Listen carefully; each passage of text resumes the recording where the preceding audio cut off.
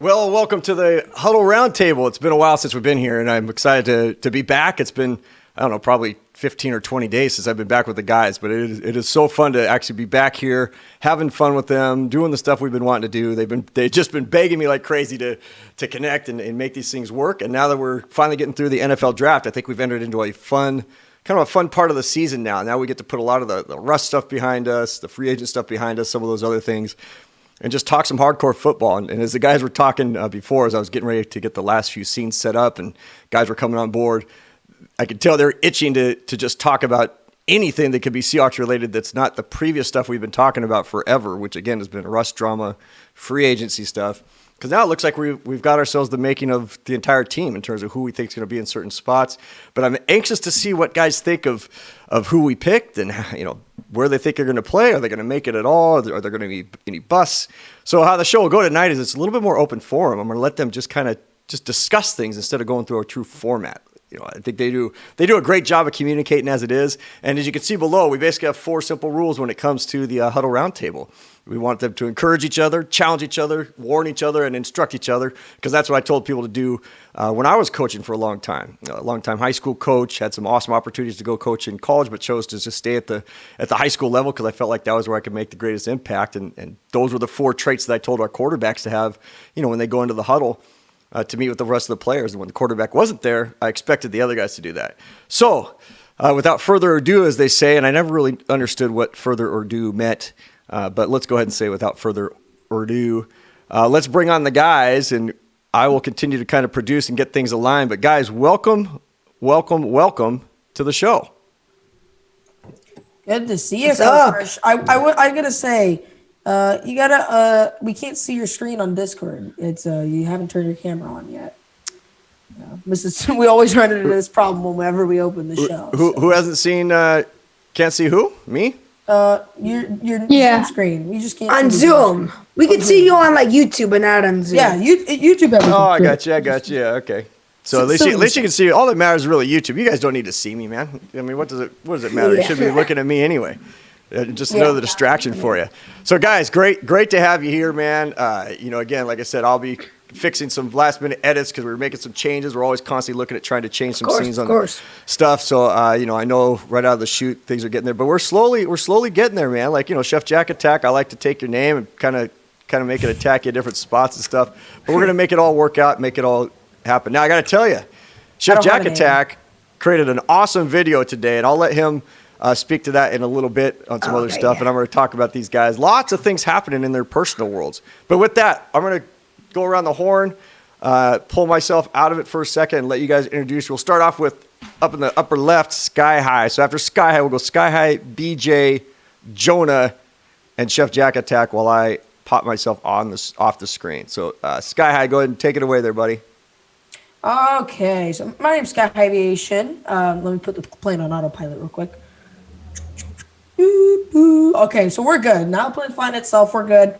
I'm here to talk football. I mean, we've had an incredible weekend so far of draft picks, insanity, all this stuff. I really wish Nick LeBeau is here and Cameron Hughes because those two are absolute draft nerds. They know everything about these drafts, but it's just going to be us 4 today. We got a great group of guys. We're going to talk some awesome football. We're going to make a lot of things clear. If you didn't know who these guys are, who these prospects are, because we were able to get our research in, we were able to find out who these people are, get our raw mentality.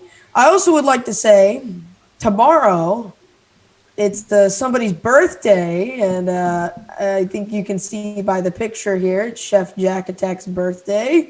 Yes. So happy birthday, Chef Jack Attack. We're going to have to play the quick while I stall real quick. I'm going to have to get the quick birthday song pulled up. Well, you know what? Let's go and continue the round. We'll come back to that. So let's continue introductions and we'll come back to that. So go ahead. Go to BJ. All right. Well, I'm excited for today's show. A lot of fighting's going to happen, I bet. I'm excited to discuss on the draft and the players we got and the players we missed out on and undrafted free agents that we could possibly get. And yeah, pretty much it. Now hold on just a second there, BJ. Before we go to Jonah, let me pop myself back onto the screen here. before the show, before we came on, like I say this every time, man, but BJ's coming on, he's getting ready, doesn't say a word, and then I said, so I hope you guys have a few things to say about this draft. And man, BJ out of nowhere, oh, I got some things to say, man. I got some stuff to say, no doubt about it, man. Like I got a lot of things to say. And then here we do the introductions. Yeah, it's going to be a big time battle. Like we're going to get after it, man. It's classic. You remind me of a friend of mine I had in high school that was exactly the same. Like he is just the most quietest dude.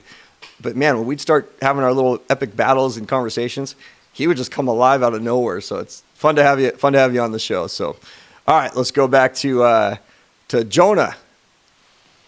Hey guys, hope everyone is doing well.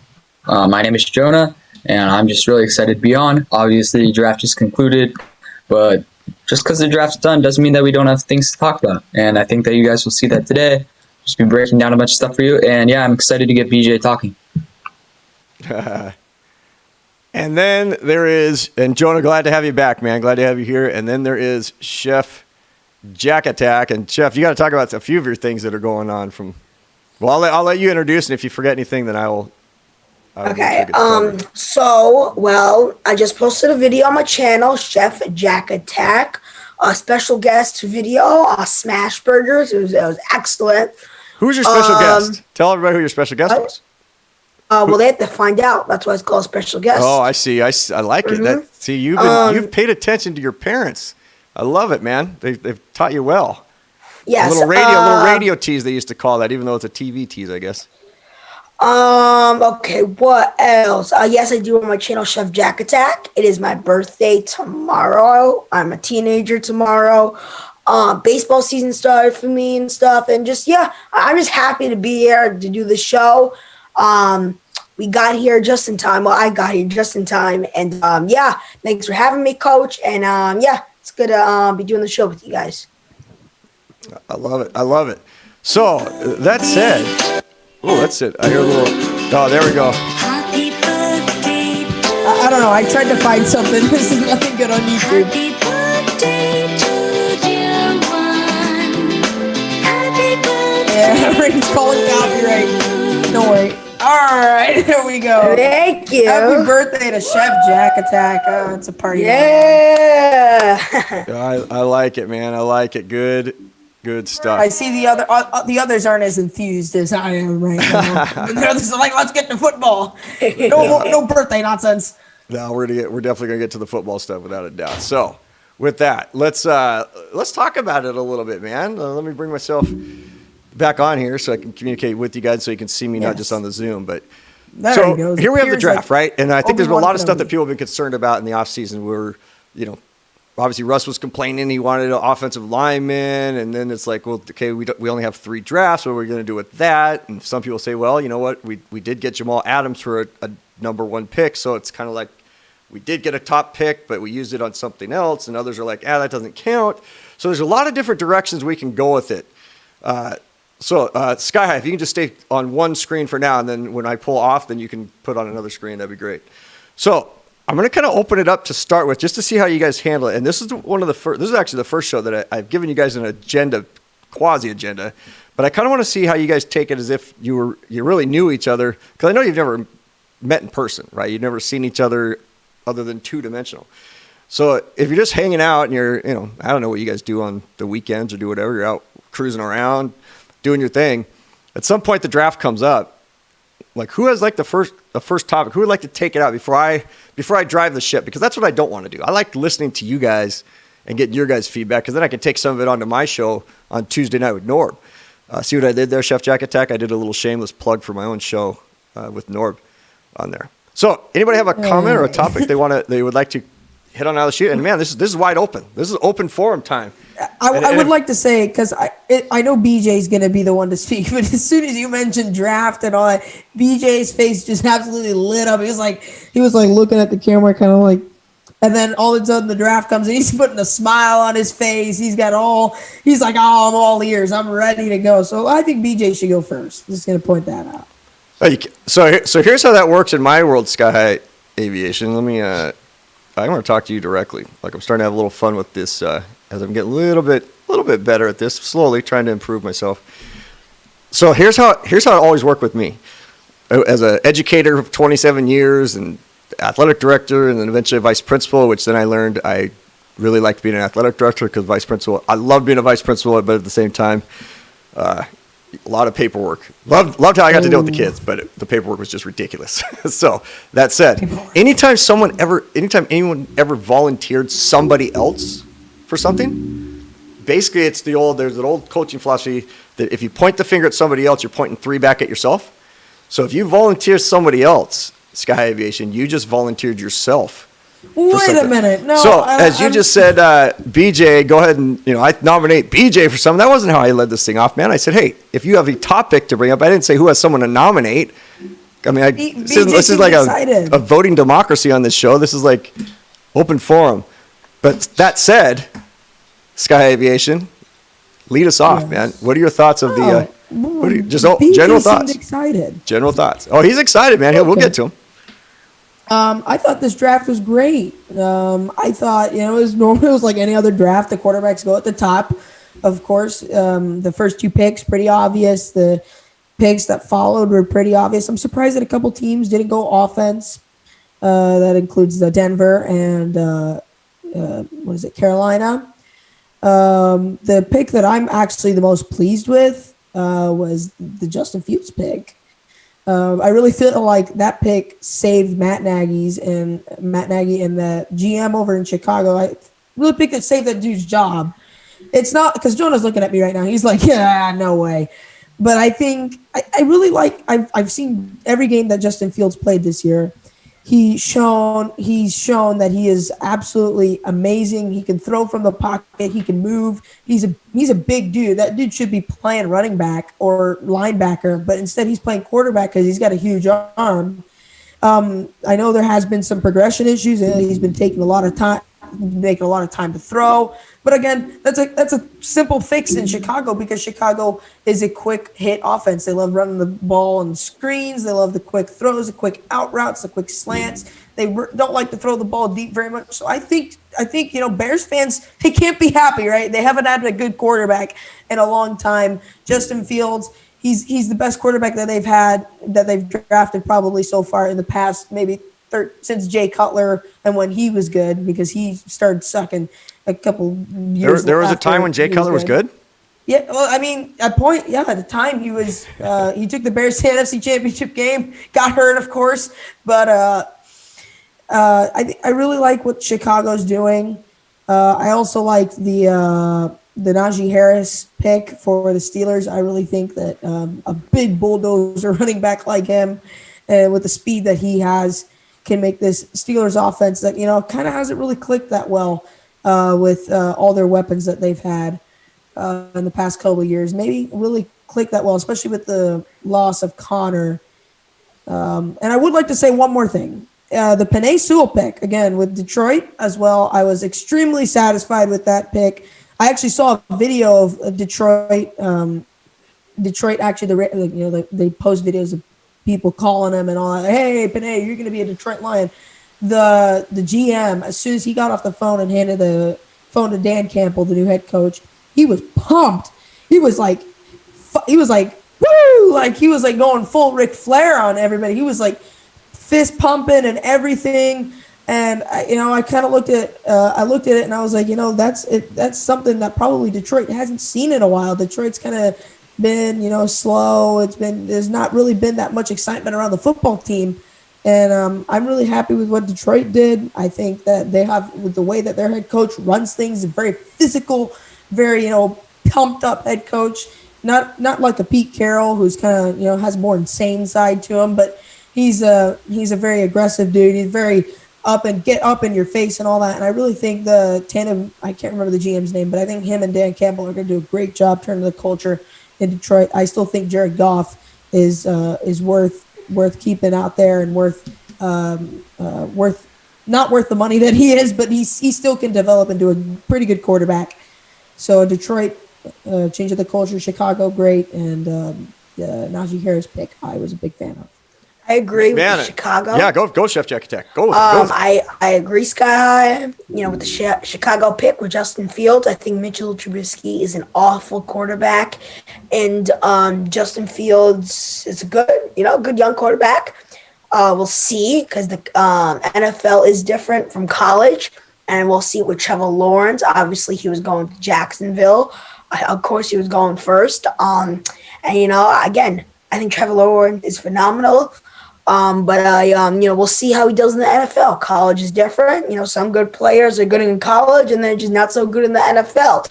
That being said, Justin Fields, I really did like. I did save Matt Nagy, I guess you can say, because, their team wasn't doing very well. They have a great defense and just the offense is not very good. And Justin Fields, I think, can bring a little oomph and something else to this Chicago Bears team.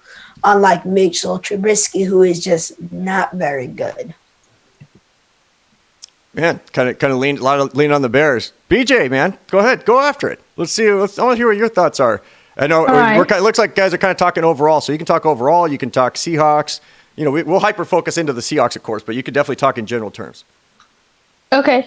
Well, first, I just want to say, the Browns and the Panthers destroyed this draft. I mean, they got some of the best players late in the draft, and I love what the Panthers did.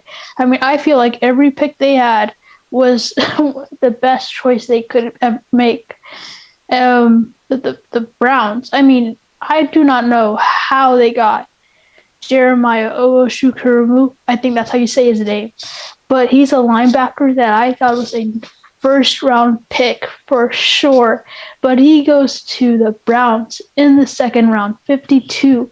I mean, that's a surprise, big surprise for me because I thought he was the best linebacker in the draft. How many mock drafts did you do? Oh, a couple, maybe like hundred? 40, 50. Yeah, because I mean, I saw a couple that you did. I mean, I can't believe how those things have just taken off. It used to be like fantasy football was the thing. These mock drafts, man, this is the first year I've kind of followed it just mainly because of you guys. Holy cow. Like, it's crazy. It's crazy. Keep going, man. Keep going. You got great facts. These are great facts. Love it. Yeah. And then, I love how you're like, yeah, they are. They are, Coach Marsh. They are great facts. So pay attention. And, David Moore, he's an undrafted free agency player. He's going to the Panthers, I think. That's what some people are saying. I love this guy. He is so good. Like, I wish we could have got him. But, I guess we didn't give him enough money. But he's one of the players I really wanted us to get. But he fell through. And then, I like what the Panthers did with their first-round pick and J.C. Horn. I think he's one of the corners that, is like more like battle-tested. Like, he's like one of the better, coverage guys, in my opinion, at least. But, yeah. And then if I had to say out of the NFC West, who's the best, which team had the best draft, I think it would have to be the 49ers. I think it's just, they had more picks than us. And, every pick was a okay pick, I guess. I mean, I don't want to hype up the rival team, but they had a pretty great draft, especially Trey Lance. Oh, you like that pick, huh? Yeah. Were you surprised? Were any of you guys surprised? I mean, obviously the talk of the whole thing was the quarterbacks. Like, the quarterbacks were, hey, these are going to be the first four quarterbacks, and this is open for everybody. The first four quarterbacks are going to be taken. I know other guys, if you got to jump in or have things to say, open forum. But he was kind of crazy that it went kind of like top couple, and then it went to 11 and to 15 versus what everybody thought it was going to be. He was gonna get selected by the Niners. I knew this about 2 days before the draft began. I knew kind of what the order was. From your inside sources?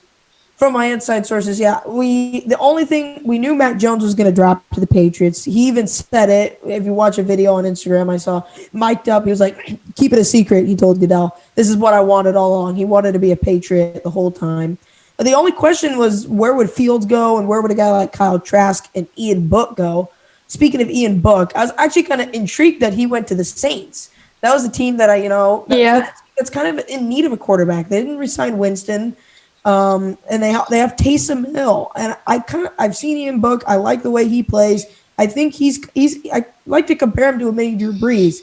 He's a guy who can, he's pretty mobile like Brees is. He's kind of got the same stature. He's got the arm strength. He's that kind of guy. I'm kind of intrigued about that. Maybe if he does enter that quarterback competition, because I do think Ian Book is one of those guys who's ready. Jonas is nodding at me. He doesn't like what I'm saying. I think he's one of those guys that I think is ready possibly for the NFL.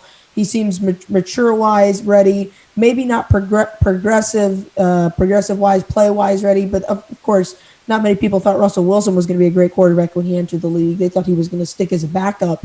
So anything could happen. I think that I really like what the Saints did with Book, though. I think he could be in possible competition with Taysom Hill for the starting quarterback. Because Taysom Hill, again, he's more like a running back or a receiver. Mm-hmm. So the Saints do have a bit of a dilemma with that, and he's not the best throwing the ball. Well, so did the guy from Alabama, the quarterback, go to the Patriots? Yes. Yeah, so they're starting quarterback from Alabama, right? So, I actually don't think he's that awesome. He has got a pretty good team around him to help him. Most of the receivers are wide open all the time, and he doesn't really need to do anything. He's actually not that great. That being said, the Patriots do need a quarterback, and Cam Newton, here's the thing I was a little worried about. Is this dude from Alabama better than Cam Newton? That's the thing. Yes, Cam Newton isn't the best quarterback of all time. He was good when he was younger. He was the MVP, had a phenomenal season back in 2016. But I just don't know if the guy from Alabama is going to be that great. I don't know if he's going to be that much of an upgrade from Cam Newton. Yes, he's young, and we'll see how it turns out. But again, when he was in college, the dude from Alabama, all his receivers were wide open. So, he didn't really have to do much. He's not like the big reason why they won. He honestly wasn't that, and he wasn't crazy important compared to some of the other guys. But that being said, I think he maybe can do good. Just the question is if he is an upgrade from Cam Newton, because that's what the Patriots are looking for. Do I think he's going to be an upgrade? No, I don't. But I think in a couple years he can improve. But yeah, all right, we'll see what happens. Man, pretty good. So yeah, go for it. Jonah looks really upset at me. Jonah looks very upset. Jonah should go. He I'm not upset at anyone. I just disagree with almost everything other than stuff that BJ said. So Jonah, pick your number one thing. Pick the thing you disagree with most instead of trying to go through a whole laundry list of things. Just pick the thing you disagree with the most. Justin Fields. Okay, so talk about your thoughts I am one of the Fields. biggest Justin Fields skeptics that you guys will see out of everyone, and I do not like Justin Fields as an NFL prospect. Do not get this wrong. I think that Justin Fields has potential. Justin Fields has all the athleticism in the world to be able to be an amazing NFL player. However, I do not know that he is the next big thing at quarterback, especially for the Bears. Okay, so first of all, Justin Fields went around where I thought he was going to go. People like Rickson were just saying, oh, Justin Fields is going to go number one. Justin Fields is going to go top 5. No, I was not buying into any of that. I thought that Justin Fields would go later. Given that he is a quarterback, I still thought that he would go top 15 because you want to get your quarterback in the first round to get that extra year of control. And Fields, some teams like him. If I was a GM, I would not, but some teams really do. Justin Fields has all the athleticism. However, Justin Fields is one of the longest releases that I have seen out of a first-round quarterback in a while. The dude's time from snap to throw is not well over. It's over 3 seconds long. In the NFL, you're lucky if you get 2 every single play. Now, he can work on that. He could work on it. You're very right. He could very well work on that. Who just said he could work on it? Was that you, Chef Jack? Jack. But then again, we don't know how people translate from college to the NFL. I think that was a quote. I think that was a quote we heard. I'm quoting a guy named Chef Jack Attack. Yeah, I said it about the Alabama quarterback. Yeah. It's true. He can improve. I'm not saying. No, I want Jonah to finish. I'm just saying. Okay, I'm just reiterating what you said earlier, Yeah. Jack. It was a great point, yeah. right? Like, So where was that? His release? He has super duper long release. If you watched Zach Wilson's release, Zach Wilson kind of just gets it back there, but then he kind of has like an Aaron Rodgers fast release. He just, just lets the ball go. Justin Fields has a release that goes all the way back and all the way over, almost like he's throwing a baseball. And that does not necessarily translate to success. And one guy that I really look at that is Jared Goff. Jared Goff came in as the number 1 overall pick, and Jared Goff has a very long release. We all know that Jared Goff is not good and is not a starter in the NFL and should not be a starter in the NFL. That is my personal opinion. I shouldn't say we all know that, because Sky High, you said you believe that he's good enough later. Anyway, on Fields, I do not think that it's a bad trade up for the Bears. I was thinking if the Bears are going to trade up, So I heard this one Bears fan talk, and he said, quote, he basically said, oh, no, I thought that this was going to be the thing. It was going to be Mitch Trubisky all over again. Ryan Pace is going to trade 3 first-rounders to go up and get his guy. And that didn't happen. They traded this year's first, some other compensation, and next year's first, which I personally would not do. However, it is not as much as you could have gotten to trade up. And if they really believe in this guy, that is nothing if he wins them a Super Bowl. Justin Fields, though, for me, you look at his progressions that he makes in the pocket, and he's just way too, he doesn't know how to make his second and third reads, really. And I know that you can disagree with me because I don't remember the exact, name or word of it, but there were some stats saying that Justin Fields had the most completions and or yards. I don't remember which one it was, but something important in NFL quarterback stats, to second wide receivers and second targets in all of the FBS last year. Yes, I know you can argue that, but if you really zone in and watch Justin Fields tape, the dude struggled to make reads. He struggled when his first progression was taken away. Look at his Northwestern tape. There's a reason. Well, he was kind of injured, but he did not do that well in that game. Also, the dude takes so many unnecessary hits. He got himself injured, and he could have been out for all of the college football playoff, and his team could have just gotten easily eliminated and could have even not made the playoff if they had lost to Northwestern. So, I don't like Justin Fields as an NFL prospect, and yeah, that's what I have to say. That's a fair statement because, exactly. He's a very accurate quarterback too. But I agree. Jonah, I agree on. I was not part of that train. He's going top 5. Oh, he's going number 1. I was not a part of that train. I never said that. That being said, it's about an upgrade. I think that's really a big part of the draft, about getting an upgrade. And I think Justin Fields is an upgrade from Mitchell Trubisky. Because just be real, Mitchell Trubisky is a bad quarterback. And I'm not saying Justin Fields is going to be great. We haven't seen him play in the NFL. It's different, the NFL than it is in college. But I still think that he is better than the Alabama quarterback. I think. I disagree. Yeah, you disagree. Wow. Okay, that's a great. Here's the thing: we can agree to disagree. Totally fine to disagree. Just you got to respect that. You got to respect it. It's okay. Yeah. Just wrong. But okay, you can have your opinion. I get you. Some people like salt. Some people like pepper, man. Some people like sea salt. Some people, I don't know. If you watch Chef Jack Attack's newest video, you'll see what seasoning he always puts on everything. Yeah. So. I know what you start with, man. Yeah. BJ, I see a big smile out of you up there, man. What are your thoughts? You calling him up? You nominating him? No, I'm producing the show, and I saw I'm reacting to his reaction.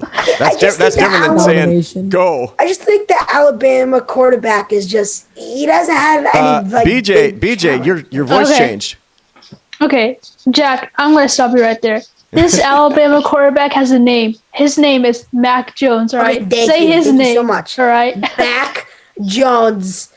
# not very good. Okay. All right. Well, Justin Fields, I can see what Jonah's coming at. He has some flaws, but that's what every player has. It's not like a big thing because, oh my gosh, Justin Fields has a problem. He's not the greatest quarterback ever. He doesn't have a flaw. Everyone has a flaw. So, that's just the part of being a quarterback and a player. You have to grow as you go on, and I think Justin Fields, if he's taught the right way, he can possibly be good. But I don't think it's gonna save anyone's job just because you got Justin Fields. You could be fired if you have a bad year. I mean, Justin Fields is not going to save your job. Matt Nagy is not going to be saved by Justin Fields just because he got him. All right, anyone could get a player, and so I don't know how that's going to save anyone's job. And then Mac Jones, I think he's an okay quarterback. I don't think he's the worst, but I think he has some talent, and I don't think that he was given everything. I mean, he was behind the two great college quarterbacks, and Jalen Hurts and Tua. Go ahead, say that last name. Tua Tagovailoa. Yeah, close enough. And he was patient. He waited for his time, and his time came, and he won a championship. I mean, not many college quarterbacks win championships. So I mean, that's one thing going for him. He came third in the Heisman voting. I don't think he was given everything. I mean, you have to have some kind of talent to be good. Okay, so listen to this. Wait. Yeah, do it. Go for it. Mac Jones played for Alabama. Now think about it. Alabama produces great football players, but again, I watch a lot of Alabama film. Most of the time, these big plays that he's making, these great throws, Jack said it. Most of these are easy plays. They're wide open. They really are. There's no challenge. In the bucket, you throw it over the middle. You do this, you do that. It's pretty basic. Yeah, it's going to trend your draft stock up, but it's a complete different story in the NFL. Mac Jones is going to learn a completely new, different system with what's his name, Josh McDaniels. Steve Sarkisian did a great job. Steve Sarkisian is the best assistant coach in college football right now, but he's going to have to learn a complete different system. Now you're going to get a lot of people up here. They're going to go. You can have Steve Sarkisian. I know. Yeah, I know. Just because there's a history of him here in the Seattle area as the Washington coach. Just compared to Fields, who I think, again, Jonah doesn't like it, but he's a perfect fit for Matt Nagy because Matt Nagy loves to run the RPOs. He obviously didn't have the play fakes. He obviously didn't have the quarterback to do any of that. He didn't have, Nick Foles can't run. Mitchell Trubisky obviously can't run. And wait, what? Justin Fields can. Justin Fields can run the RPOs. He can extend plays with his legs. He can throw the ball deep, which is his primary strength, because he has incredibly great deep accuracy. He with the RPOs and play fakes, that gives him time to not stand in the pocket, because Chicago does not run an offense where it's in the pocket, it's out of the pocket, it's dudes moving, it's guys moving around, it's screens, it's quick throws. It's not where you got to stand in the pocket for 4 seconds, kind of like how Tampa Bay does it, and you got to be able to throw the ball and have a good line. Justin Fields doesn't have to have a great line. He's just got to have a good enough line to where he's able to make that quick throw, that quick progression, not a quick read where he has to look one guy down, the other guy down, take a couple seconds and look to be able to throw it down the field, or 5 yards or 10 yards. So he's got Andy Dalton right there to help him along the way. So they've got. Who's Andy Dalton going to be helping? Andy Dalton's a veteran. He's been playing since 2011 in this league. Again, facts. Do you think Andy Dalton is? Do you think I would be like? It would be awesome if I got drafted as a quarterback and I got to go in and have my backup be Josh McCown. That dude has been on, or Ryan Fitzpatrick. Those guys study the game more than anybody else in this league, and they know. And Andy Dalton's about to join that category because he's out of his prime. He's not really good now, but the dude knows his stuff. And they don't have a similar build, but they have similar arm strength. They have similar capabilities with each other. They fit in the offense well, and so it works. Wait, who are you talking about again, Sky? Which quarterback? We're talking about Justin Fields. Oh, how you just said. So first of all, you said that Mitch Trubisky can't run, and I disagree with you because one of the first highlights that I remember of Mitch Trubisky wrong.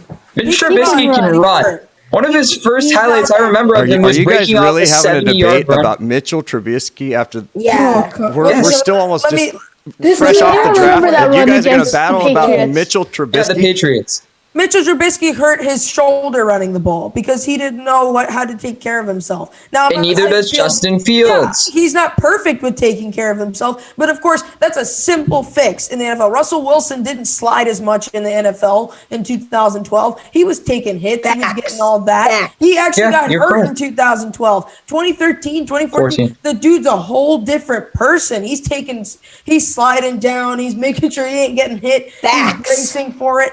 So it's a simple fix. I'm not saying that Justin Fields is going to be a complete bust. And I'm going to move to what BJ said about saving his job. I'm not, especially with the Nagy's offense, it has to have saved his job because Justin Fields is the perfect fit for the offense. If for some reason it doesn't work out, I think you still got to go at it for another year because you still get the guy you wanted. Obviously, you can't just ditch it because based on what's happened in the past years and based on what's happening with your past quarterback situations. Now, that's pretty much all I got to say right there. You can't. And that's okay. You can be like, that's all I got to say, and you can just be done. Sky is right about Justin Fields. I think it's actually a good pick. You know, not saying this is my words. I agree with Sky High. Yeah, I don't think he's. You know, I think he was good to go for Chicago. And Jonah, you know, Mitchell Trubisky, not a very good runner. Okay, yes, he can run. Yes, he shows promise. I'm going to give you guys about 1 minute on Mitchell Trubisky, and then we're moving off of Mitchell Trubisky. I'm not going to be watching People will watch this for like 5 minutes. We're like, if I'm watching, we're done. If I'm watching a Bears game, right, I'm not going to look at Mitchell Trubisky and be like, yeah, that dude's a runner. No, he's not. I mean, he's not a passer, so what else would you look at? Guys, let me help you guys out. If I'm watching a Bears game and Mitchell Trubisky's playing, I'm probably watching another football game. Like, yeah, exactly. Let's find another topic on the draft or something else. Let's not talk about Mitchell Trubisky after we just had the NFL draft. Can I like say one thing on Fields and then like move it on because I have something else. Yeah, the Fields. Hey, I love the talk on Fields because I think the fact that he BJ, you do yours first. You do all yours that other first. stuff. I think it's crazy. No, I have a different subject that I want to talk about. Yeah, so do I. So no, but I just want to say finishing off the Fields. And this, I don't want any criticism. Yeah, let him finish what he's going to say. No comment. Justin Fields was the #1 recruit in the nation. Why could Justin Fields not beat Jake Fromm? Oh, God. So it's a rhetorical question. He's asking the question, but I think he's really not looking for an answer here. So go ahead. Yeah, you know, I don't really care. Go ahead. I mean, obviously, we don't know. I mean, listen. With everything in life, we don't know because that's the future. I can't predict the future. Honestly, Justin Fields can suck when he gets into the NFL. He can be awful. Okay, and he can be good, right?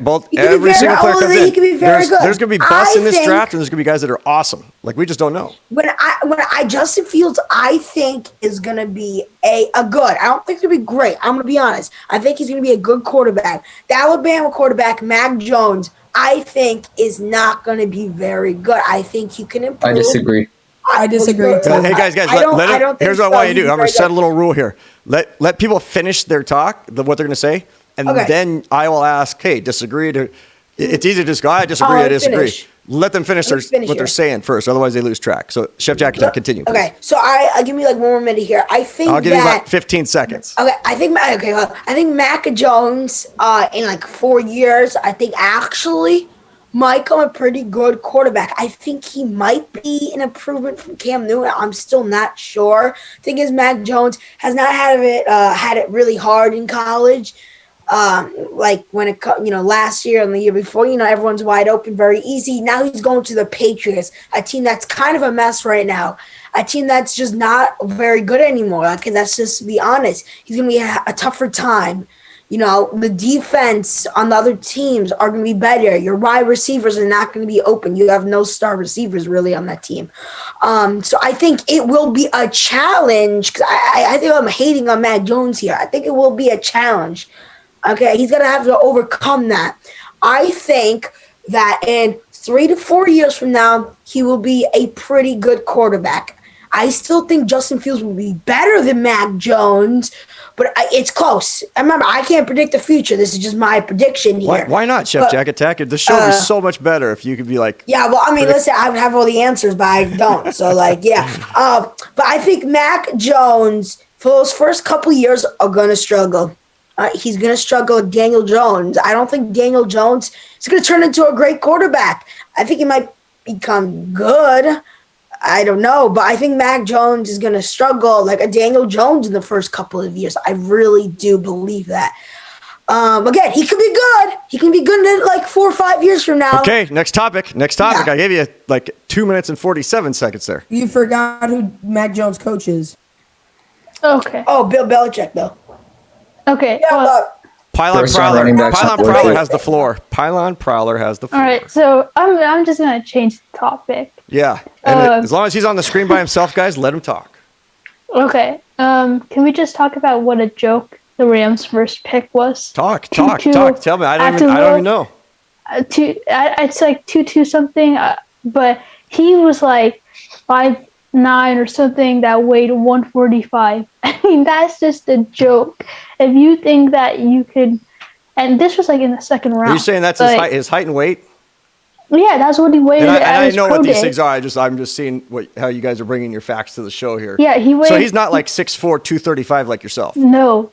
Gotcha. So I love how you just answer that flat out. Like, no, he's not. Yeah, he's like so small. He weighs 145. He could literally be pushed over by one little tap. But that was just a joke. Like, I don't know how you could think he's a second round talent. And then All fast. and then can we also talk about how the Chiefs rebuilt their whole entire offensive line? Bring it up, and then we'll open it up for other guys to comment on it. I mean, the Chiefs' offensive line went people thought they were crazy for releasing their 2 starting tackles, but I mean, that offensive line is not so bad. I mean, after a few signings and a few free agent draft picks, that offensive line looks better than ever, to be honest. With the exception of Kyle Long, who I think is returning after some hiatus or retirement or something. The offensive line is pretty good, I'll say. I think they are some old members of the offensive line. They're not necessarily young talent, but they do have some some old guys, some young guys. I think this is a good way kind of to replace the offensive line. The Chiefs have done a good job so far this offseason, just keeping things steady for Mahomes, keeping the ship steady, not drastically making changes after a Super Bowl loss. Seattle is what we did a couple years ago, completely changing the offensive line from the highest paid offensive line in the league at one point to the dudes that we only spend $5 million of our cap space on. But I think Kansas City really has done a good job. I think they're firstly just going to stay the same. Who knows if they'll have a Super Bowl hangover or Super Bowl blues or something next year, causing them to struggle. Again, they have Patrick Mahomes, the best player in football right now on their team. So nothing really new. I just like the signings of that offensive line so far for KC. Where's Kyle Long going to play? Like on the Chiefs line? Center? Yeah. Center? Maybe. Okay. I don't They have I feel like they have just too many guards, if that makes any sense. Yeah. BJ, who won the draft? BJ, sorry, Jonah, I'm gonna come right back to that one. I'm gonna come back to your thought on that one, but I'm gonna jump right at you, BJ. Who won the draft? Who's the winner? Oh. And then I'm coming right back to you, Jonah, to finish that thought. But I'm gonna throw some little spark plugs at you guys. Who was the winner of the 2021 draft if we were to look back in 5 years? Wait.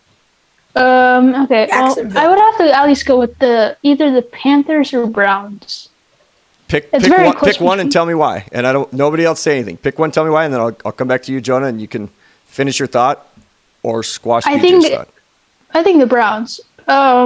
Just because of no, I'm gonna change that. The Panthers. Well, it's so hard to pick between both because they got so many good players. But here's the thing: in 5 years, I'm not going to come back and haunt you on this one. So just I'm gonna go with the Panthers. I think they just got a lot of good guys. I think overall they got more players that have better potential than the Browns, but it's very close between them because I really like Jeremiah Owusu-Koramoah. I don't know how to say his name, but I really love him. Okay, Jonah, back to your thought, or you can come back. I'm just going to throw some random curveballs at you guys. Go for it. Jonah, finish your Oh thought. yeah, Chiefs offensive line. Like, too many guards. Because are we? I mean, I'm assuming he'll return back to football after how he took off last year to work in the medical community. But Laurent Duvernay-Tardif is a very, very underrated guard, in my opinion. And he was like not staple, but he was probably the second best offensive lineman for the Chiefs during their Super Bowl win. Because they had Mitchell Schwartz, who nobody can. I mean, I don't really understand why they released Schwartz. I guess I do, especially because they got Brown, which I'm not a huge lover of Brown, but he's something. He's going to do what they ask him to do.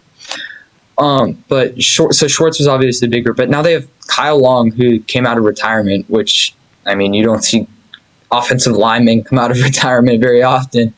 So that's just something to food for thought, I guess. And so Kyle Long is going to be there. I guess he'll slide over to center because they paid big money for Joe Thuney in free agency, and Thuney's always been a guard. I don't see Thuney changing, especially since he is a Pro Bowl, or was he an All-Pro? I don't remember. But you got the franchise tag used on him by the Patriots. Typically only good players get the franchise tag used on them because others aren't really worth the money. And then you have Duvernay-Tardif, which I don't see how you can have 3 guards when there's only 2 spots for guards. So I think Kyle Long will play center for them. But yeah, just an interesting way of how the Chiefs totally redid it and possibly got better. So what do you guys, Chef Jacket or Sky High? Haven't heard from you for a while. And Jonah, those were some great thoughts.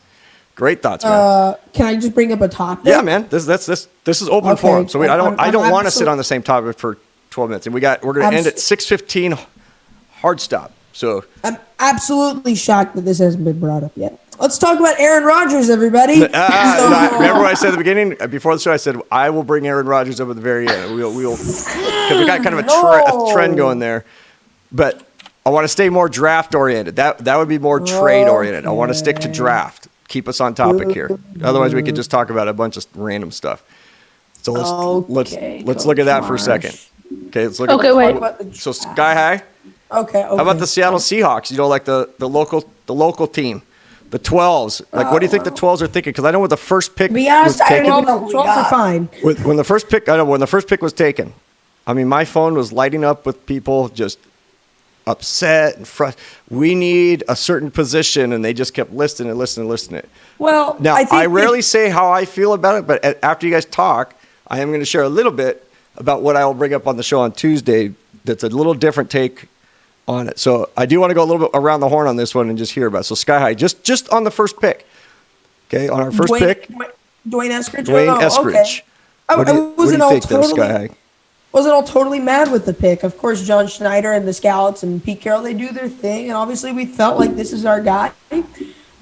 He's an extremely fast player, and he's kind of like, how do I compare him? He's kind of like DJ Dallas, kind of, because DJ Dallas, he's a short little dude. He's fast, but he can hit. Or Travis Homer.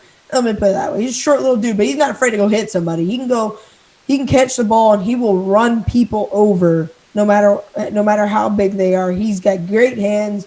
He's a guy that we can use with a short passing game. I heard a lot of people comparing him to John Ursua.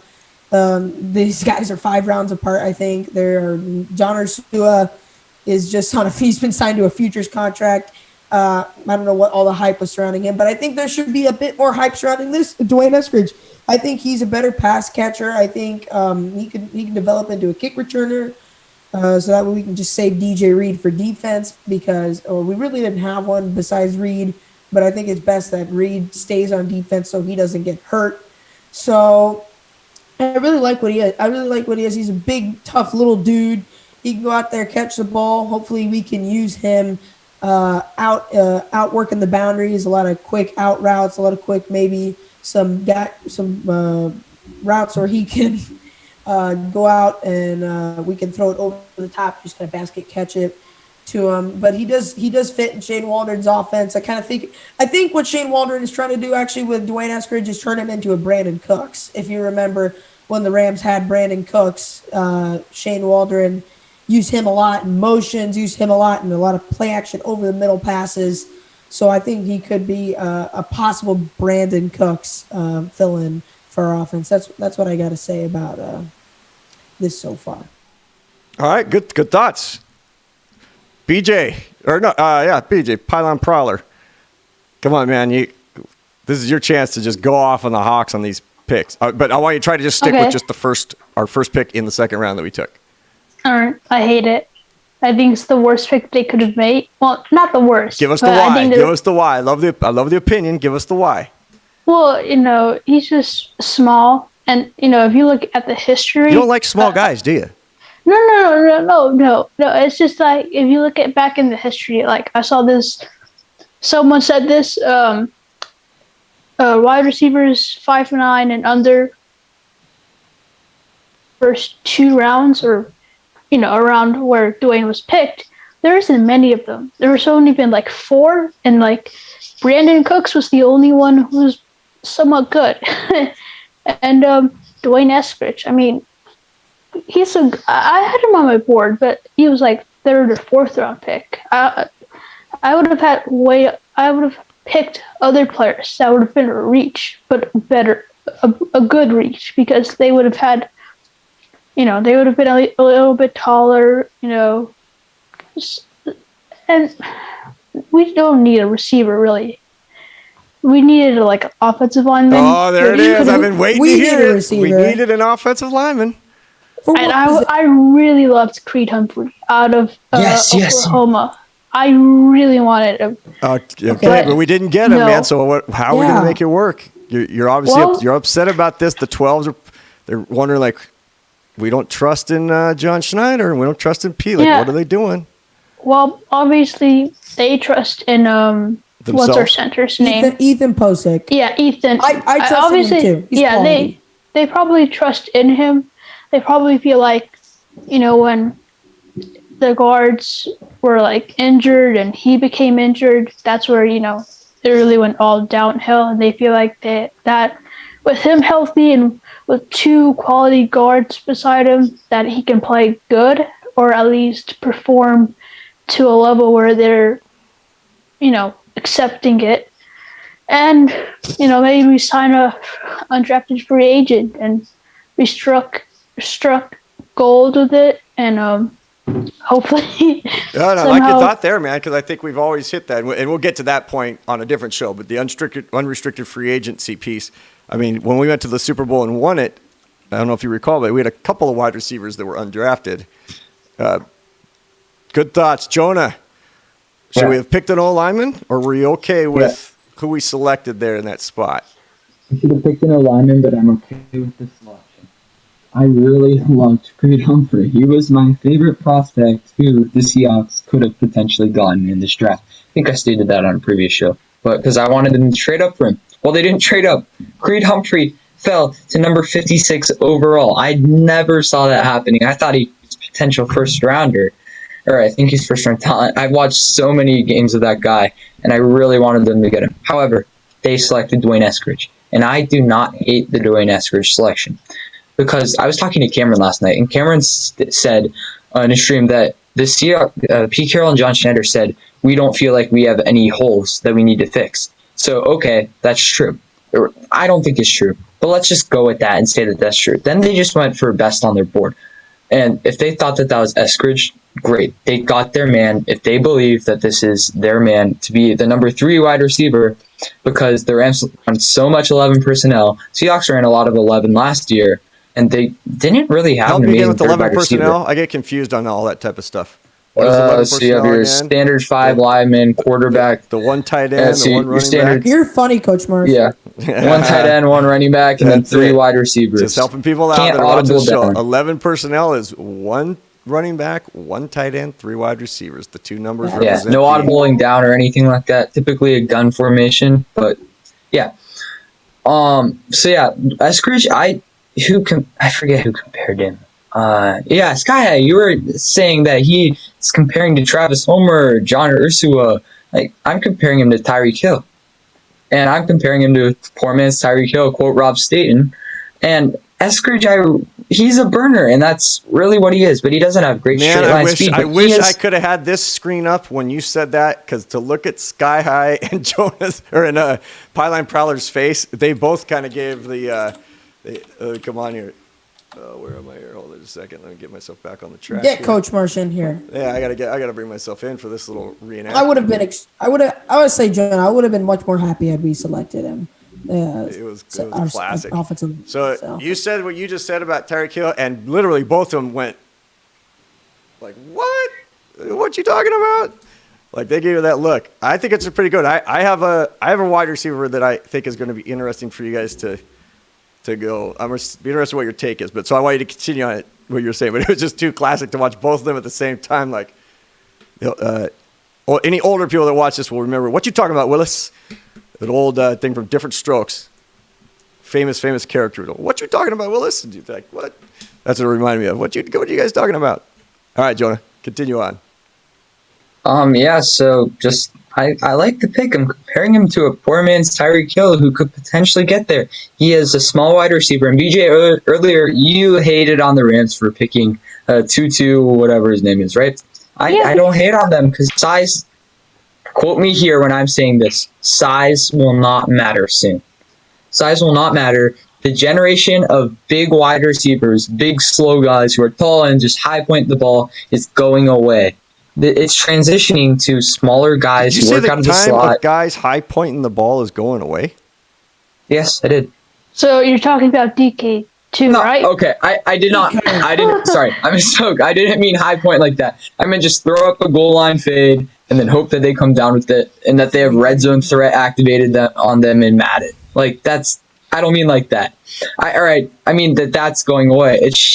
The league is shifting to smaller, speedier guys, which is what Dwayne Eskridge is. The dude ran a 4.4, and here's the most interesting part. Like my Do you know that he actually ran a 4.3? We are the only team in the NFL that have 3 wide receivers that run a 4.3. Are you in a 4.3? So finish your thought, and then I'm going to say something that I'm coming to Chef Jack Attack with a little something special. Dude ran a 4.3, even better. My favorite blog guy who I really think should be a scout in the NFL. His name is Rob Staten, Seahawks Draft Blog, and he interviewed Jim Nagy, the Senior Bowl director, I guess you could say. And when Nagy said that, they spoke for 2 minutes in this clip, and Nagy said, "Yeah, once we watched Dwayne, we immediately knew that this guy was number 1 on our boards in the draft." That's your exclamation point. Jonah, we're not used to you just kind of coming to an end with the exclamation point there. Eskridge. So here's the guy that I want to think about. So, and this has been my response to anybody who's asked me, like, "Oh, we should have got a lineman." First, you guys know my take with regards to the offensive line and Russ, and so easy to just blame 5 dudes. Oh, let's just blame the offensive line. We have to start, just like everything's evolving, we have to start looking at players by position. Is it really, do we need a lineman, or do we need a guard? Do we need a center? Do we need a tackle? Like, what is the specific thing? Because we're not going to ever replace all of them, right? That was point number 1. Yeah. Number 2, though, I don't think we need a lineman. I think that our line is just fine because of the offense we're going to be utilizing. 1.3 seconds. You can do everything in 1.3 on the dropbacks, and then there's bootleg. So here's why I love the pick. Because you need the 3, because Jonah, as you said, the 11 personnel component puts us in that spot of 3 wide receivers a lot. So in the old West Coast offense, this is going to be something you guys can take to your own shows and stuff. You go back to the 80s, Jerry Rice, Joe Montana, Bill Walsh, all those guys. Your number 1 was the tall, big, fast, like stud, right? Jerry Rice through to Randy Moss to Michael Irvin to all that. And now we're seeing that's going to be our DK, right?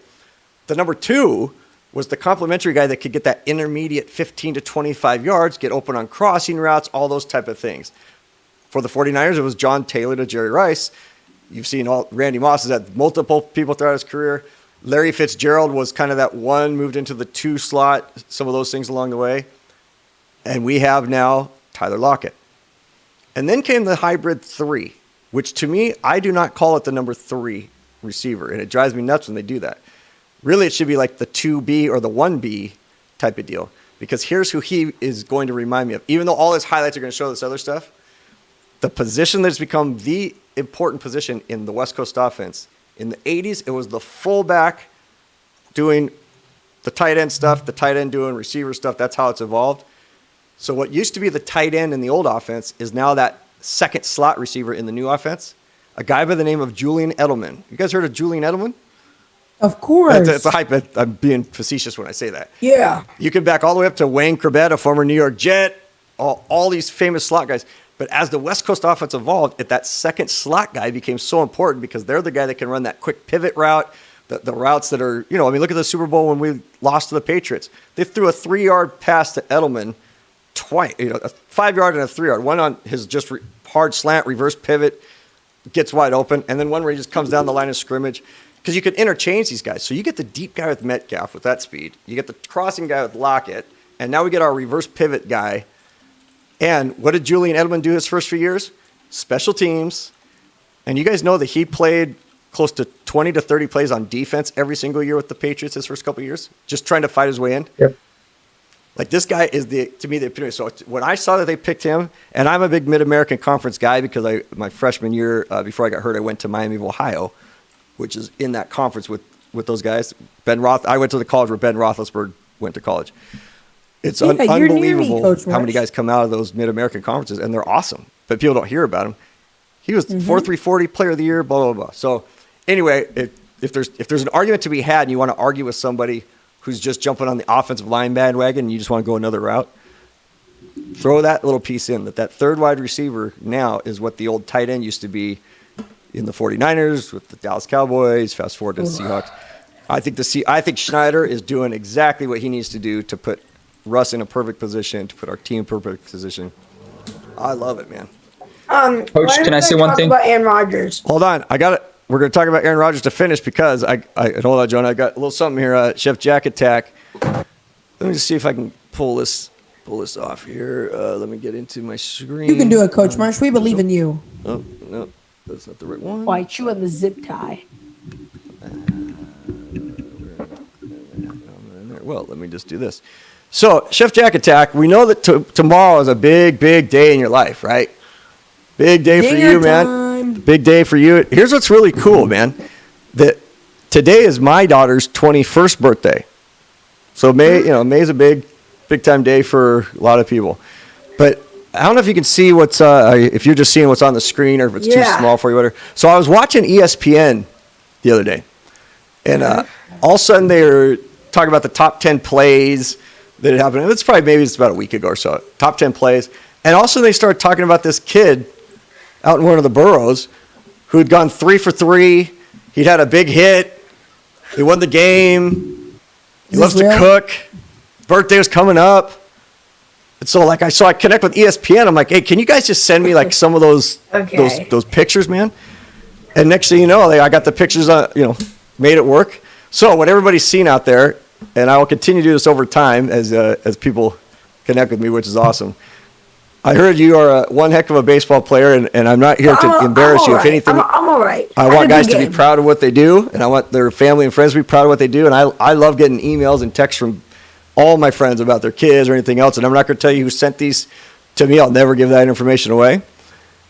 But just know that it's very, very cool when I receive information from people where they're just proud of somebody or excited about somebody or anything else, because we live in a society where if you say somebody's great or I'm great or whatever, it's like, oh, you're cocky, you're doing this. No, man, I'm excited. So Chef Jack Attack, it sounds like things are just going awesome for you with the birthday and with the baseball going well. So I'm all right at baseball. I'm not the star player on the team. I'm not the best player on the team. I will say I'm a good player at baseball. Again, I'm not some all-star, some star that's going to make it to the pros, because honestly, that's not what I want to do in my life. But I did have a good game a week ago. I did have a good game. Let's just say that. You had a home run, right? What was it, 280, something dead center or something? Yeah, when a couple months ago, I had a home run. Woo! Straight sir. Yeah, so, I mean, this is what I like, though, Chef Jack Attack, before I go back to the group, and then we'll finish it off. Again, the fact that you just said what you said, right? I heard you the very first time on Norb show, on the Norbcam channel, right? Having no idea who you were. I just thought you were just this gruff 48-year-old dude and, on the East Coast. Hey, Norb. And then I come to meet you, and you're just a really, just like the other guys on the show. You're all just really neat young men, right? And so then as I get to know you and you start doing the show and you're working hard and you do these things, you just make it fun for me. And then to listen to you when I just said stuff about you as a baseball player, for you to say, hey, I'm not the superstar, I'm just a guy on a team. Like, I love that, man. Like, that's why I feel so lucky that you guys reached out to me, because every one of you reminds me of the players that I used to coach. Because I'd always tell them, man, hey, deflect the credit, take the blame, right? Like that, it's the hardest thing to do in life. Deflect the credit. I'm going to come back to everybody else over a second. Kind of my little life lesson on the show, right? Deflect. I always told the quarterbacks from that encourage, challenge, warn, and instruct. Hey, when things happen at the end of the game and someone says, oh, the interception, or oh, that receiver this, or you should, hey, receiver drops a ball, you throw it right in their hands. Hey, my bad. Like, I'm going to take the blame. And then when someone comes to me, hey, you're great, no, deflect the credit so that we all win, right? So Chef Jack Attack, man, I got to tell you, that is just an awesome answer to hear you say that when I pulled that up. Because you could have just been like, yeah, I'm the man. I went 3 for 3. Dude, the first thing out of your mouth was, hey, look, I'm not a great player, but keep putting my pictures of baseball up there. Yeah, exactly. Yeah. And I got to ask, man, were you wearing visors? Were you wearing like a glass? I'm not going to zoom it in or anything, but basically there's 3 swings. It looks like you're getting ready to bat, then you get ready, then you hit it, and there's some other pictures that ESPN sent to me that were really cool too. But it looked like you're wearing these cool kind of New Yorkian visors. Is that true? No, that was no, I'm not wearing visors. That'd be pretty sick though. But no, I'm not wearing the visors. Just a helmet and some batting gloves. Yeah. Hey, so here's 2 quick topics for you guys. Makes it nice and easy. So first off, Chef Jack Attack, congratulations on making it through the infant and youth years. Tomorrow you become a young adult as a teenager, which is fantastic. Thank you. I think you're only like a year or so behind Sky High, and maybe a couple years behind Seahawks Sage, and 27 years behind Pylon Prowler. So I think I'm the oldest here. pretty good. Pretty good. I think so. Actually, this old grandpa here is the oldest. Oh, of course, but like, But you're not a day over 29. So what they Yeah. got 29, 22 times. So here's the thing. Number changes in the NFL, and I don't know if you guys have followed that, right? That there's no, now I don't like it. So there's number changes, meaning every player in the NFL can wear any number they want. It used to be, linebackers could only wear 40s and 50s, linemen could only wear 50s, 60s, or 70s, running backs 30s and 40s, everything else. And as soon as that came out, TB12, who I'm not a big fan of Tom Brady just as a player and everything. I just don't. He's great, but I'm not a big fan of some of his off the field, all those other shenanigans. That said, he came out right away and said what I have thought too as a quarterback and as a coordinator and everything else. Like, that's going to be really difficult for quarterbacks to get used to, because you're used to dropping back and recognizing certain numbers, certain things. So when you're talking about a Justin Fields or some of these other guys who've grown up seeing numbers, and now they have to get used to players wearing different numbers. So that's one thing. The other thing, I don't know if it impacted your guys or thoughts on it. They've now come out with individualized helmets per position. Now, the helmets are pretty crazy looking. They're pretty cool. But a couple of years ago, players wanted to wear these different face masks that were really epically awesome. But the commissioner said, no, we're not going to let you do it because it could impact the safety of the helmet, add different weight. So curious if you guys have any thoughts. If not, we'll just move on to kind of the wrap up. But either on the numbers piece or on the fact that now we're going to see different styles of helmets. So there's some people that look and go, man, I like conformity. I like the helmets looking the same, jerseys looking the same, socks looking the same, shoes looking the same. And then there's the people like, hey, who cares, man? Make the helmets look like they're 22nd century. Make them look like they're robotic, everything else. Thoughts on either one of those? You mentioned that it would be harder for a guy like Justin Fields. I'd say it'd be easier because in college the rules are completely different on jerseys. I mean, running backs aren't wearing 22 through 30 through 40. They're wearing like 6 too. There's receivers that are wearing. That's it. That's what you just did to me. You just did this to me after I just came up with a great point, and then you're like, "Let me tell you about what they happen to do in college." I should have mentioned that as a piece. Like you're right, man. You just declated me on that call. Good job. It gets completely easier for guys coming out of college because they've been there's been receivers wearing 2 and 4 and all these guys wearing completely different numbers. And again, I feel for the veterans who are going to be like, oh, now I got to change my number I'm changing my number to 1. And now I got to recognize this and that. And I'm used to saying this and that. I don't know any notable Seahawks changing their numbers besides Bobby Wagner. Did you hear how much money they have to pay? They have to buy out all of their jerseys. Yep. So there's one player I know who already did it. It was like $1.2 million He bought. Wasn't it Dalvin Cook? You have to buy out all the jerseys, which to me didn't make sense because I would think you'd say, "Hey, keep the jerseys." So again, if you're Tom Brady and he has New England number 12, Tampa Bay number 12, and then if he changed to say now he's wearing Tampa Bay jersey number 7. Well, now everybody's going to be like, "Oh, if they're a Tom Brady fan, I got to get number 7 jersey." But for whatever reason, they made that choice to not do that. So again, a player would have to make that choice. Now I'm more of a guy that, hey, I wear the same number all the way through, so I'm probably not going to change it. But there are going to be guys that, they're going to want to change different numbers. I think it's pretty interesting. I think it's silly what the NFL's doing. I don't agree with changing the numbers, but it's just going to make the game a bit more, weird. It's not like we have an extra game this year. There's some things Like, when they mean like changing the numbers, like what does So that mean? and here's a great example. I think this will help you guys understand. So let's take linebackers, for instance.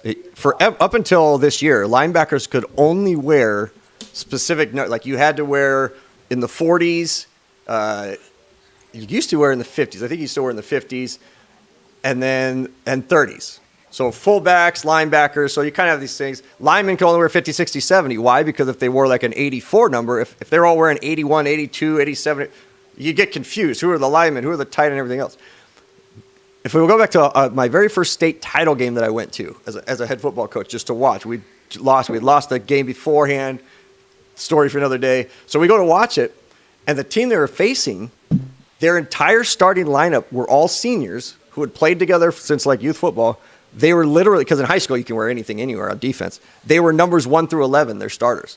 So their linebackers were numbers 1, 2, and 3, and then their linemen were 4, 5, 6, and 7. 8 and 9 were the corners, and the safeties were 10 and 11. And I was like, that's cool, man. That's pretty cool. But you could never have done that in the NFL because, again, that's like a nice number. It doesn't affect to me when Tom Brady said that about him. I think the impact's more the other side. If you were a linebacker and now all of a sudden you've got Metcalf wearing number 18, you got a tight end wearing 27, a running back, like it's gonna be hard to tell who guys are if they start changing numbers like that, which I think will happen over the course of time as players come out and they don't have to buy out their jerseys. I think it makes sense what you said there. I lost my train of thought for some reason. I think it's gonna be weird when you guys see it next year. Like right now, it may not be hitting you, but because I can picture things in my mind. Like when you watch a game on TV, when you guys are watching Mitchell Trubisky, I can't believe we spent 12 minutes on Mitchell Trubisky. I might edit that part out. Don't do that. I'm kidding you guys. Everything you guys talk about is great, but. What if Mitchell Trubisky comes out and there's certain players like the lineman can't do it. What if Mitchell Trubisky's wearing number 92 and then his wide receivers are wearing, whatever, 890s and something else and then, other players. So now I'm a linebacker and again, Mitchell Trubisky then looks like he's going under center, but then he sprints and starts to go in motion because he's actually a backup quarterback that came in.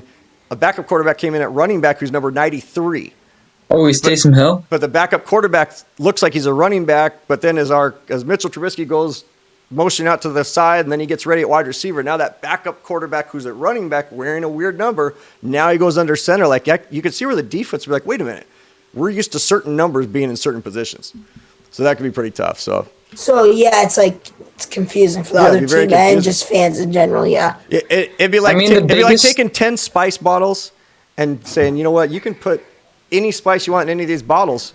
Doesn't matter. Like you should be able to know by the color. And Chef Jack Attack's like, yeah, you should be able to look at the color and know that that's. Now I know that you don't use Johnny's seasoning. I'm just giving you the like low level, not very smart guy talk. Yeah, that's Johnny's seasoning. That's salt. That's pepper. That's paprika. That's whatever. And then someone else going, oh no, that doesn't even. You can't do that. Like that wouldn't make sense. I don't know what those are. I threw you off big time, didn't I, Jonah? Because you're like. Are we talking football or seasoning? Like, is there? No. I just forgot I knew I was gonna say something. I was just trying to remember what it was. I'm throwing you off with this stuff. All right, hey, we're at 6:14, so I want to wrap it up, and I actually have a closing. Aaron Rodgers. Closing. Rodgers. Yeah. So we're gonna talk about Rodgers. Well, here's what we're gonna do. This is gonna be kind of like that little radio tease piece, because I think when Aaron Rodgers does his thing, and this I didn't tell you guys this before the show. If Aaron Rodgers gets traded, because you know what I think about Aaron Rodgers. Like I'm a big time Aaron Rodgers fan. Like Chef Jack Attack and I need to do our own little one-on-one show. Yeah, I'm ready for this. And you'll make your smash burgers, and I'm gonna make my dad's holy burgers. Holy word, he puts a hole in the middle so they cook evenly back and forth. But Yeah, I know. He watched your a little video today, dimple in the man. middle. He watched He your did. video today. It was really cool. Nice. Yeah. My Thank mom you. texted me. I said, "Hey, what's Dad? I need to talk to Dad." He's like, shoot. he's watching Chef Jack Attack's video. So That's awesome. here we go. So with What that, was that? see, now I lost my train of thought. If Aaron Rodgers does get traded to the Broncos, which looks like might happen, I will call for an emergency session of the roundtable to happen. So I don't want to get into a long conversation now because it's just like a kind of a guess, like we're just kind of guessing on it. And they drafted a defensive guy for the 8th time in 9 picks, and we know they took Jordan Love last year. So I'll let you guys say if you want to say something real briefly because I want to stay true to the time. I got this. I got this. But again, keep I'm ready. it brief because nothing's really happened yet. It's kind of like the Russ stuff. Like Yeah. I got so tired of talking about what might happen. yeah. And look what's What a happened. hype Nothing. for the main event. Nothing. Mhm. Nothing He's happened. got He just stayed. couple seconds to talk So about I'm going it. to start with the since he's got like, I don't know, 2 hours and 45 minutes left to be 12. Yes. The man of Okay. the hour, Chef All right. Jack Attack.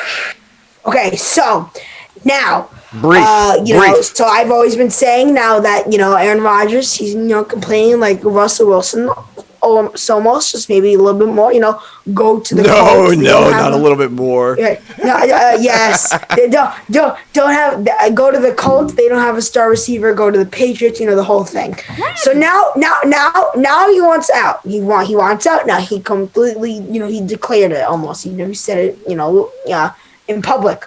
Now we're gonna see how he likes it on another team. He's had a good team. Yes, it's not perfect. Yes, it's not the Yankees where you can buy the whole NFL if they wanted to.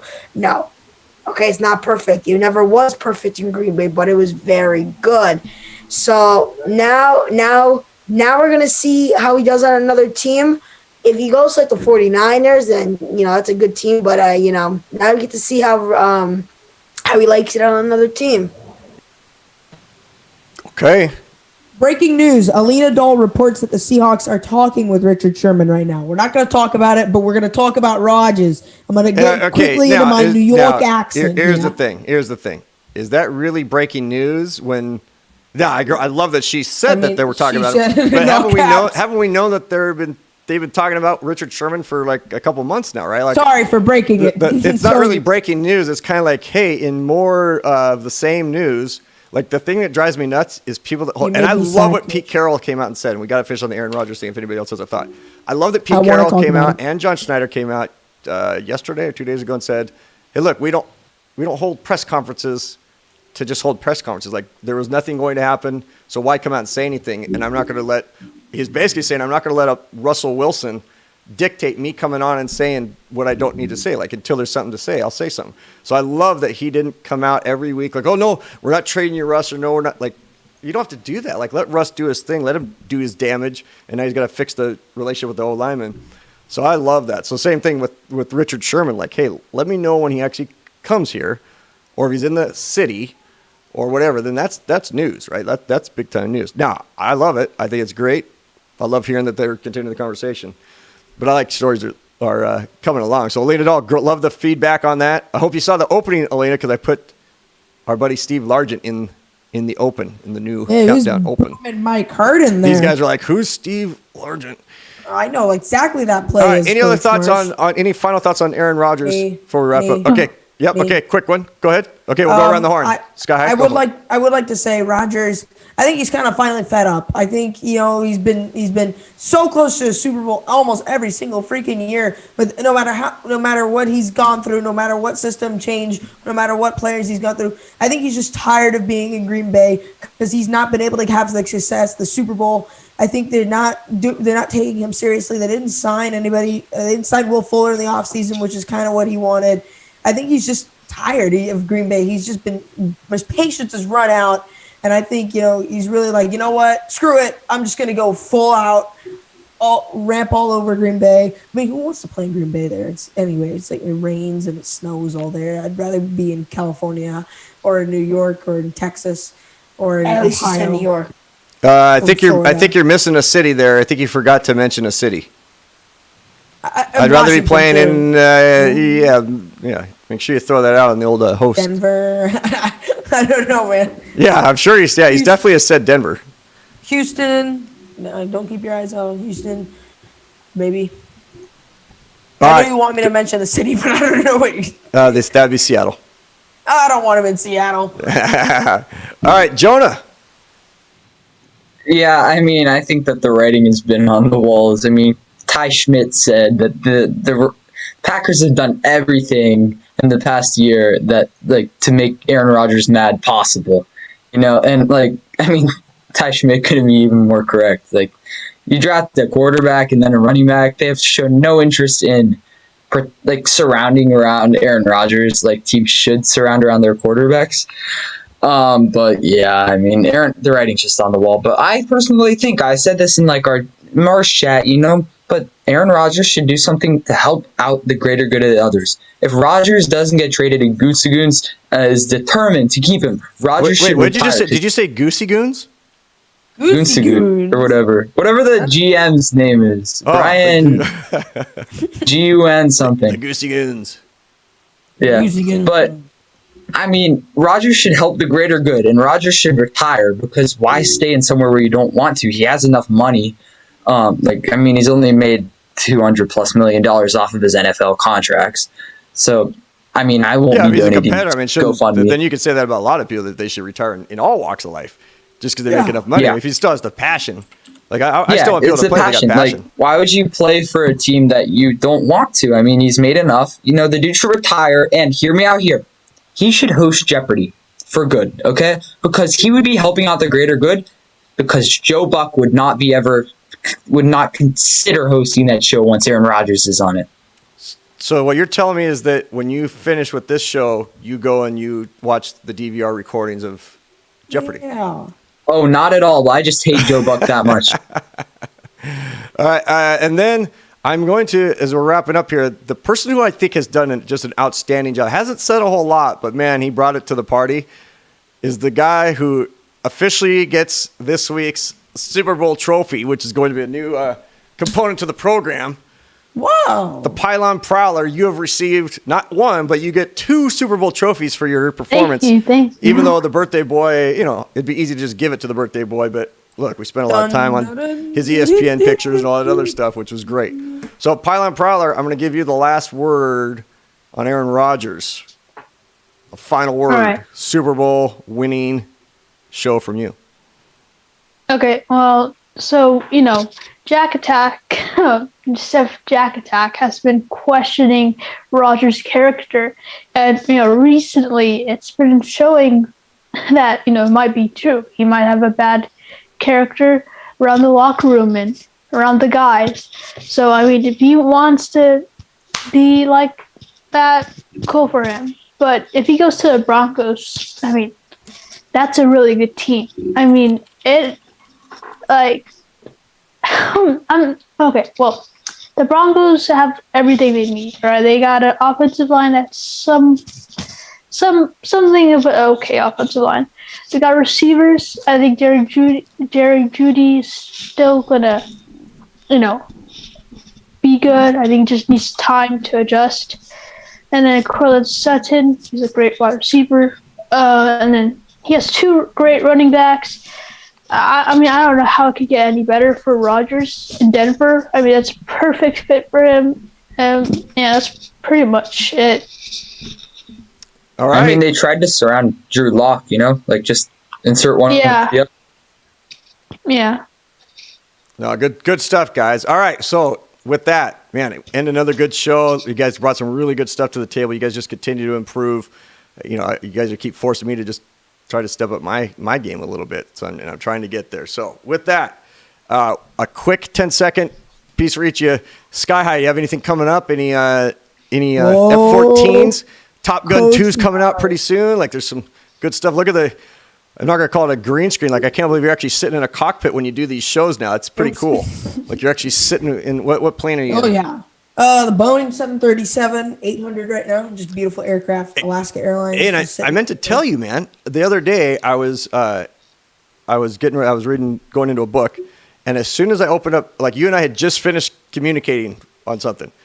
The very next thing I go to open up, within a minute, the page number was 737. I almost shot you a message in the Discord Sky High, we were just talking, and the first page I opened, like, that stuff doesn't happen, man. That's just like, there's no such thing as a coincidence. And those things, you got it, man. It's just very, very cool. So I thought that was good stuff. So anyway, in the cockpit there, anything coming up for you? Oh, yes, in the cockpit. Well, of course, we're here in the cockpit right now, and I will be in the cockpit eventually. Actually, I'm here to announce it right now. A week from today, Friday night, I'm going to be in the cockpit. I'm going to be entertaining you live from Microsoft Flight Simulator. I am going to be streaming for the first time ever a flight from none other than Jack's home, JFK, all the way down to Charlotte, North Carolina today on the Airbus A320neo. It is going to be flight number 1, and we are going to stream it all live on YouTube. Also down on Sky High Aviation. I just posted a channel. One second, Jack. I just posted a channel trailer, premiered it a couple days ago. Absolutely epic, absolutely awesome. I am so pumped for this. This upcoming Friday, stream begins. I'll be posting a video probably tomorrow about it. Chef, what's your question? So in Microsoft's Flight Simulator, it looks like a fantastic game. I was watching YouTube video and they were going over Queens. They literally like went right over my house. It's so well detailed. The buildings and everything is really awesome. I mean, they got the buildings a couple blocks in the road, like spot on. It was insane. Are you live streaming? Oh, sorry, Jeff. Sorry. I didn't know you were going. Keep going. JFK to North Carolina. Do they do it like the full way? Because that takes hours. Well, so it'll take about 2.5 hours. It'll be a 2.5 hour stream. Bear with me, but that's it's in for the ride.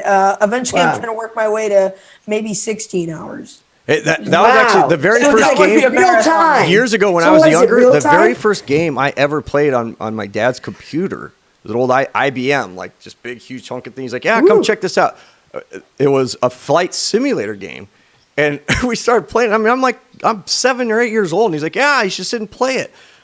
Well, it was a lifetime thing. So if I flew from Seattle to JFK, like it was he didn't make me do it, but it would be like take off. It was really, you had to push all these buttons and everything. But then it would be like, okay, put it in cruise control, just sit there for hours on end and do it. So yeah, you could probably rack up a lot of hours on YouTube or Twitch or something. If you're going to do that there, Sky High. It's going to be on YouTube. Yeah, so you could rack it up, but just do a flight around the world and just, now do you get to have like do you get a cockpit voice too, or like, ladies and gentlemen, welcome to flight 7. I'll work on that. Service to do you get it on like Xbox or something like that? Hey, someone clip what Coach Marsh just did. Someone clip it. Ladies and gentlemen. Yes, where do you get that game though? Like, hey guys, we'll hit that off the air. Like, I don't want to be giving free commercials for other stuff. Like, doesn't affect your guys' stuff. Next thing you know, like, what happened to that show? And I'm like, I'm off the air because I did something. And nobody told me that the it's getting late here too. Something misspelled in the old scroller down there at the bottom. We'll have to get that fixed out of there. So that said, all right, Pylon Prowler. Anything coming up? All right. Kicking some butt in some other show somewhere. It's a bit too early, but there's maybe. All right, maybe something's gonna happen, but it's gonna be a long time from now. It's early in development. Just brain thoughts. Just wait. A few weeks to a month or so, or something like that. It might be official, and then I just want it's just early in the works. I feel like you're trying to say like just chill, man. It's coming. All right, dude, love it. Seahawks Sage. Anything not at all. As of right now, no plans to make a channel. Like, it's okay to say, no streaming or anything. But yesterday, I guess this is some good news for me. I made varsity marching band yesterday. Hey, congratulations, man! That is fantastic. Thank you. Appreciate that. That is very, very cool. Super proud of you, man. See that? Thank you. And like I said earlier, like I'm glad you said that. Like I want you guys to come on here and say those things because it's. I know it's been a tough year for you guys. I mean, I don't know what it's like to go through a pandemic and those things as young people like yourself. So I want young people to celebrate what they're doing and not feel like they have to not say something or share it. Like, you can come on the show and share it with me. I've told you guys that 100 times. Like, I want you to be proud of what you're doing and be excited and let us cheer you on and let your families cheer you on. So congratulations, Jonah, man. I'm really, really happy for you. Appreciate it. Very cool, man. Thank you. Very cool. And then what else? Like, when you leave here, do you go work on calculus or create a science experiment? I picture you just being. I just do. School's starting to end, but doesn't mean that the grind isn't there still. So that's all I'm missing. The grind is there. I love it.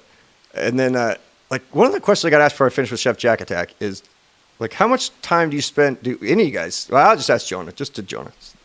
How much time do you spend on schoolwork compared to mock drafts and those other things? Now, if your parents are listening and everything else, make sure you answer the way that you should answer. Answer wisely. But then I'll get the thing. Or as I used to say, like, remember, school is number one, football is number two. School is number one, football is number two. I'd always joke around when I'd tell the parents that, like, that's what I'm telling your kids. Obviously, I wasn't, but it was kind of a reversal joke. So, what do you think? How much time in the week do you spend, like, working on schoolwork versus working on NFL mock drafts and all those other things? I mean, during the weekdays, so like Monday through 4:20 on Friday, or 4:20 my time, when my school gets out, I significantly more. I'm lucky if I get an hour or before this week, because like now homework is kind of ending because like just finals and tests, school year is ending. But before, I was lucky if I'd get an hour a day to myself. Man. But then on weekends, typically I have a pretty decent amount of time. I'll just play some video games, do the show with you guys, and yeah. Love it. All right. My homework, obviously. And then, all right. Well, I can't wait to have you back on the show next week, unless we have a special, either an Aaron Rodgers special or a Pylon Prowler surprise us special. With that, me too. Thank you, Coach. Birthday boy. I was hoping we could just do a cooking football marathon and go till midnight my time, which would be 3 a.m. your time. But I actually have to go catch up with my own daughter here in a little bit. We get a little tired too. Happy birthday! So, but I know it's 9:30 back there, and I always appreciate the fact that you stick it out, because I know when I was 12 years old, I was usually sound asleep by like 8 or 8. Yeah, me too. I was exhausted, and I know when you're playing baseball and you're cooking, you're doing shows, and I'm telling you guys, like, anybody who watches this, watch his show. Like, he is so good at presenting, and the fact that you can create those meals inside of 8, anywhere from 8 to 12 minutes or 7 to 15 minutes and all those different videos. Like, I see what you have on the table at times. I'm like, there's no way he's going to cook all those different things and still talk and do this. And then your producer puts the thumbs up in the camera every once in a while, and it's just, I start laughing. It's just, I love them, man. I love them. They're one of my favorite videos out there. one of those competitions. Yeah, that's good stuff. On TV. So, all I want to know, Chef Jack Attack, is tomorrow morning's birthday breakfast. Do you cook it because you are Chef Jack Attack, or is it like? I mean, listen. Hey, I think it'd be nice for one day for someone to bring me some food. Here's the thing, right? It's my birthday tomorrow, so I'm not going to cook. I don't want my family to cook. I want to spend time with them. But you know what I'm going to get? Living in New York, it's pretty obvious we have the best bagels in the world. I thought you were going to say pizza. Things. Yeah, we have the best pizza for sure. We have the best pizza in America. Also, we have the best bagels. Those are the two main things that we're known for. We have great lox and bagels. So I might you have the best Derek Jeter in the world. Yes. Like, you got lots of good stuff going for you. Yeah, New York's got a lot of great food, and I might get a bagel in the morning. Order what's it called? Just bagels. Yeah, so good a place. But yeah, that's what I'm getting. All right, man. Well, that sounds good.